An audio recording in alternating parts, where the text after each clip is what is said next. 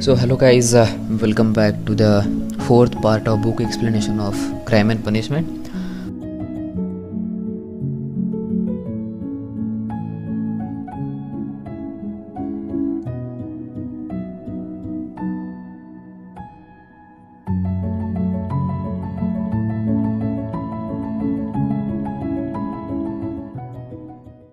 I know video काफ़ी late आई है, I think 4 दिन हो गए, लेकिन ये जो चैप्टर मैं पढ़ रहा हूँ क्राइम एंड पनिशमेंट में करंटली, सो ये बड़ा है बहुत।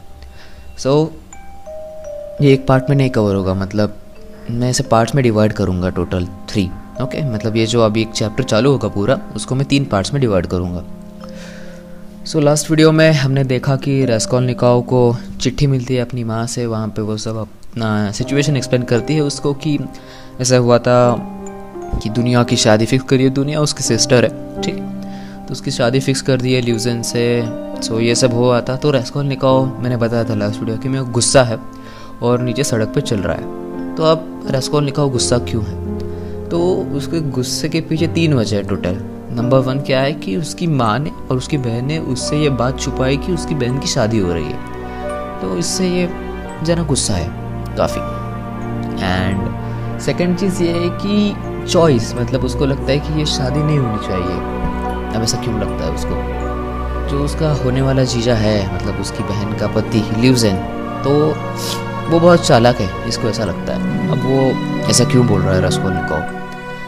तो उसके लेटर में एक बात बताई थी उसकी माँ ने कि ल्यूजन जो है, जो वो हमारे लगेज का खर्चा उठाएगा। यहाँ जब हम पीटर्सबर्ग में आएंगे तो वो हमारे लगेज का खर्चा उठाएगा। तो ल्यूजन को लगता है यार ये बस इतना ही क्यों, मतलब ये तो चालाकी हुई ना, क्योंकि अगर उसको हेल्प करनी थी ल्यूजन को तो वो उनकी टिकट भी कर देता।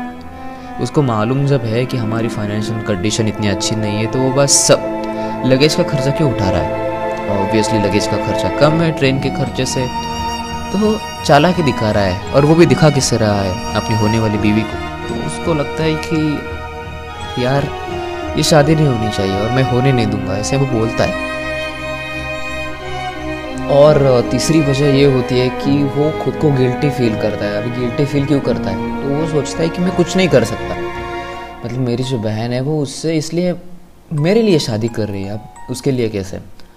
तो ल्यूजन का एक बिज़नेस था, मैंने लास्ट वीडियो में बताया, वो एक लॉ का बिज़नेस है जो कि वो सेंट पीटर्सबर्ग में ही सेट करने वाला है। और वो सोचती थी उसकी बहन दुनिया ऐसे कि मेरे भाई को भी इसके साथ काम में लगा दूंगी। तो इनफैक्ट ये सेक्रीफाइस कर रही है खुद का। उसकी सिस्टर को उस ल्यूजन से कोई प्यार नहीं था, ऐसे ही मतलब वो she sacrifices him herself for him. तो वो बहुत गिल्टी फील करता है, ये फील करता है, और वो इन 3 चीज़ों की वजह से बहुत गुस्सा है। तो ऐसे गुस्से में खुद से बड़बड़ कर रहा है, बातें कर रहा है और निकल रहा है रास्तों से।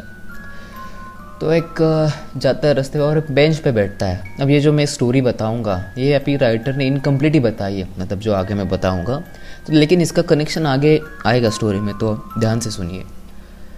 तो एक बेंच पे बैठता है रास्कोल्निकोव, तो उसको एक लड़की दिखती है।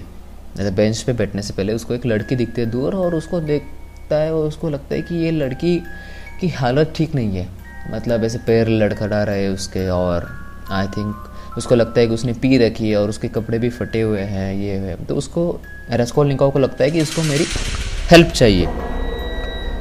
तो वो एक बेंच पे बैठता है और वो भी आके उसी बेंच पर बैठ जाती है और ऐसे लीन होती है, मतलब थोड़ा सा रास्कोल्निकोव की तरफ, मतलब वो थक गई और सोना चाहती है। तो उतने में उसको सामने एक बंदा दिखता है, मतलब सड़क के उस पार एक बंदा दिखता है रास्कोल्निकोव को।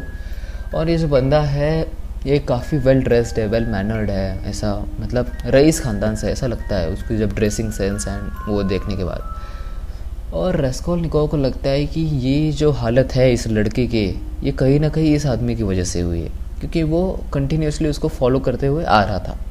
अब रास्कोल्निकोव जब देख रहा था रास्ते से चलते वक्त, तो उसने ये देखा कि ये बंदा इस लड़के को फॉलो कर रहा है, और उसको एक गट फीलिंग आती है, या फिर उसको लगता है कि इसकी जो हालत है ये लड़की की, ये इसकी वजह से ही है।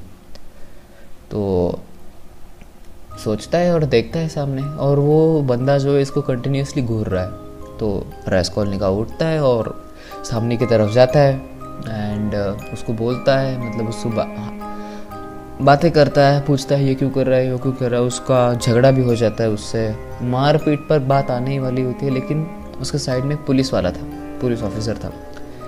तो पुलिस ऑफिसर इंटरफेयर करता है इन दोनों के झगड़े में और बोलता है कि क्या हुआ। तो रास्कोल्निकोव बताता है कि ये जो लड़की बैठी है उस साइड, मतलब बेंच के साइड, इसकी हालत कहीं ना कहीं इस आदमी की वजह से हुई है। तो ये सब वो रास्कोल्निकोव बताता होता है पुलिस वाले को। तो वो पुलिस वाला कहता है कि पहले तो हम उस लड़की की हेल्प करते हैं और उसके बाद ये देखेंगे कि क्या मामला क्या है। तो रास्कोल्निकोव और पुलिसमैन और वो जो आदमी सड़क क्रॉस करके उस लड़की के पास चले जाते हैं। तो पुलिस ऑफिसर और रास्कोल्निकोव और वो आदमी सड़क क्रॉस करके उस लड़की के पास चले जाते हैं और वो पुलिस वाला उससे बात करने की कोशिश करता है, लेकिन उस लड़की की जो हालत है वो ठीक नहीं है। मतलब कंप्लीटली ऐसे ड्रंक्ड है, ये है वो है, पता नहीं चलता। वो कुछ नहीं बोलती, लेकिन एक लाइन बोलती है बस उसको पुलिस वाले, क्योंकि दे विल किल मी, कि ये लोग मुझे मार देंगे। एंड रास्कोल्निकोव को लगता है कि भाई ये ना कन्फर्म इस आदमी के लिए ही बोल रही है।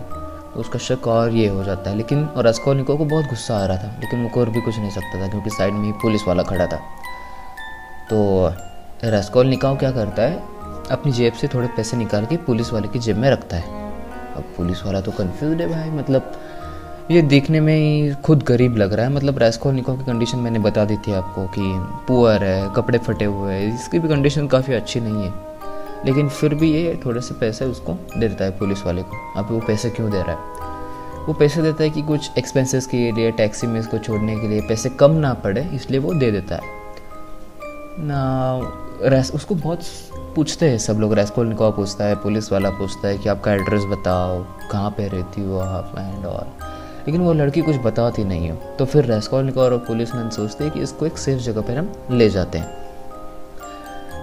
सो रास्कोल्निकोव, पुलिस एंड वो आदमी भी है जो उसको घूर रहा था, वो भी उनके साथ चल रहा है पैरेलली दूसरे रास्ते से, लेकिन चल रहा है उसके साथ। तो ये सब जा रहे होते हैं।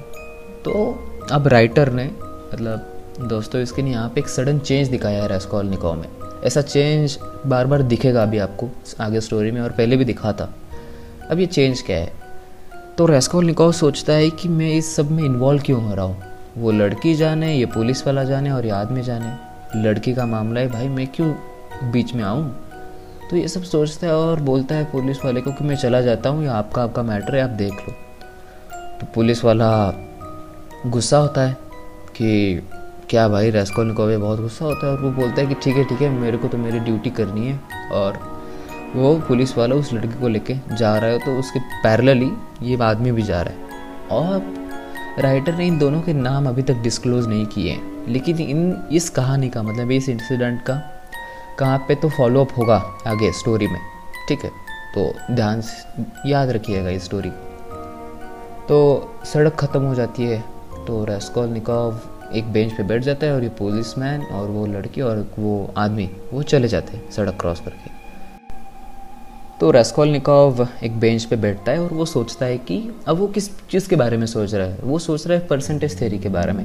अब परसेंटेज थ्योरी क्या है? तो रास्कोल्निकोव सोचता है कि इस पूरी दुनिया में कुछ लोग सफ़र करेंगे ही करेंगे, मतलब कुछ लोगों को ट्रबल आएगी ही आएगी, एंड ये एक्सेप्टेबल है। अब ये सोच, मतलब अगर आप देखेंगे, ये कहानी पब्लिश हुई थी 1866 में, तो साइंस और मैथमेटिक्स काफ़ी पावर में थे। मतलब कुछ भी चीज़ों को लोग ऐसे मैथमेटिकल अगर प्रूवन है प्रोबेबिलिटी से, तो सब कैलकुलेट करके रखते थे कि हाँ भाई ये तो मैथ्स यहाँ पे दिखा रहा है, भाई ये तो होगा ही होगा, आप क्या करोगे। और किसी चीज़, अगर कोई चीज़ अगर साइंटिफिकली या मैथमेटिकली प्रूव है तो आप उसके ऊपर एफर्ट्स देना बंद कर देते हो। जैसे कि एक फैक्ट है, अगर सपोज आपने कुछ चीज़ ऊपर फेंक दी तो वो नीचे ही आएगी। अब ये तो यूनिवर्सल फैक्ट है, इसको आप चेंज नहीं कर सकते, लेकिन आप उसके ऊपर एफर्ट देना भी बंद कर देते हो। अब जैसे कि ये परसेंटेज थ्योरी है, यहाँ पे क्या बोला जाता था कि कुछ लोग दुनिया में सफ़र करेंगे ही करेंगे। तो फिर ये जो रास्कोल्निकोव है, इसको ये गलत लगता था। मतलब ये रास्कोल्निकोव के नहीं, एक्चुअली फ्योदोर दोस्तोयेव्स्की को गलत लगता था। वो अपने थॉट्स एक्सप्रेस कर रहा है उसके कैरेक्टर के थ्रू, रास्कोल्निकोव के थ्रू, कि भाई ये तो गलत है। अगर आपने पहले से एक्सेप्ट किया है तो आप इस दुनिया में चेंज तो नहीं ला सकते। मतलब आपने पहले से एक्सेप्ट कर रखा है कि भाई कुछ लोग सफ़र करेंगे ही करेंगे, तो ऑब्वियसली आप चेंज नहीं ला सकते। आप तो मान के बैठे हैं ऐसा होगा ही होगा। अब रास्कोलनिकोव ये सोच क्यों रहा है? तो ये सोच रहा है अपनी बहन के लिए, दुनिया के लिए, कि उसको भी ये सफरिंग आने वाली है, कुछ भी कर लो, मतलब उसको ये सफ़र होगा ही होगा, मतलब वो सफ़र करेगी ही करेगी फॉर श्योर। तो ये सब सोच रहा होता है, अचानक से उठ जाता है। अब रास्कोलनिकोव थका हुआ है बहुत, कुछ दिनों से खाना खाया नहीं है, थोड़ा बहुत सूप पिया था आते वक्त, मैंने बताया था, पी रखी है उसने, ब्रेड खाई थी बार में, और थका हुआ सा है बहुत। तो इसे जा रहा है स्ट्रेट जा रहा है, तो एक झाड़ी टाइप दिखती है, ऐसे ग्रास दिखती है उसको, तो वहाँ पे जाके लेट जाता है। अब थका हुआ है और उसको नींद आ रही थी, तो वो सो जाता है। अब उसको एक आता है सपना। अब ये सपना जो है काफ़ी पावरफुल है। अब ये सपना क्या है, क्यों आया उसको, और ये सपने का सिग्निफिकेंस क्या है, ये हम अगले वीडियो में देखेंगे। So thank you so much guys for watching this video, and आप बता सकते हैं आपको ये वीडियो कैसी लगी, एंड अगर आपको कुछ इम्प्रूवमेंट बतानी हो मेरी वीडियो में कि हाँ बैकग्राउंड म्यूज़िक बहुत आ रहा है या फिर वॉइस अच्छे से नहीं आ रही है, आप सब कुछ बता सकते हो कमेंट सेक्शन में। सो नेक्स्ट पार्ट जल्दी आएगा, मतलब ये पार्ट लाने में मैंने थोड़ी देरी कर दी, इतनी देरी तो नहीं करूँगा मैं पार्ट्स नेक्स्ट पार्ट लाने के लिए, लेकिन हाँ कल के कल तो नहीं अपलोड करूँगा, लेकिन हाँ जल्दी कर दूँगा अपलोड। सो अगर आपके किसी दोस्त को ऐसे टाइप्स की वीडियोस अच्छी लगती है तो आप उनके साथ भी शेयर कर सकते हो।